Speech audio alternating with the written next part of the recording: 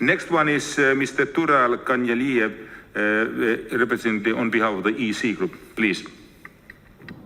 Thank you, Mr. President. Monsieur le Président, chers collègues, tout d'abord, je voudrais remercier le rapporteur pour son travail et pour avoir attiré notre attention sur cette question problématique. Tous les êtres humains naissent libres et égaux en dignité et en droit. Cette idée qui est inscrite dans la Déclaration universelle des droits de l'homme a été au cœur de la reconstruction de l'Europe après la Seconde Guerre mondiale et sert de fondement au système international des droits de l'homme.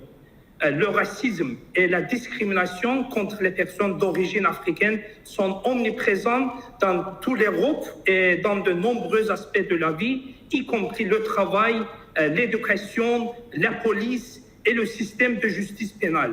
Pour assurer l'inclusion de chaque citoyen européen, quelle que soit son origine raciale, il est essentiel de reconnaître et de lutter contre l'afrophobie comme une forme unique de racisme qui affecte les personnes d'origine africaine et les Noirs européennes.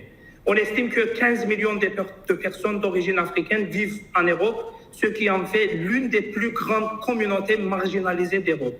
Les personnes d'ascendance africaine constituent un groupe diversifié alors qu'une partie de la population noire est migrante. D'autres sont présentes en Europe depuis plusieurs générations avec une longue histoire de citoyenneté. La discrimination et la stigmatisation qui sont fondées sur des caractéristiques physiques ou sur la visibilité, indépendamment de la nationalité ou du statut d'immigration, sont monnaie courante. Les personnes d'origine africaine ont été maltraitées, on sait que pendant des siècles. Cependant, il y a un déni généralisé de cette question.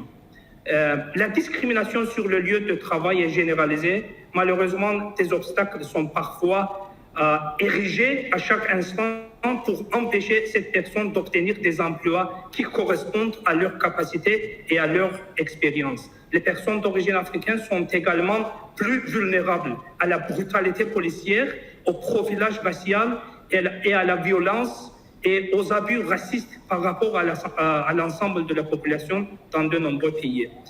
Chers collègues, vous savez qu'afin de lutter contre le racisme, nous devons combiner nos efforts pour faire pression en faveur de la législation plus forte, tout en réformant nos systèmes éducatifs pour rendre plus inclusifs et plus ouverts.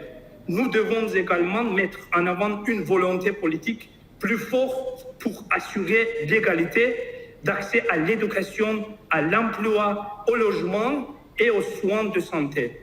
Je vous remercie beaucoup pour votre attention. Merci.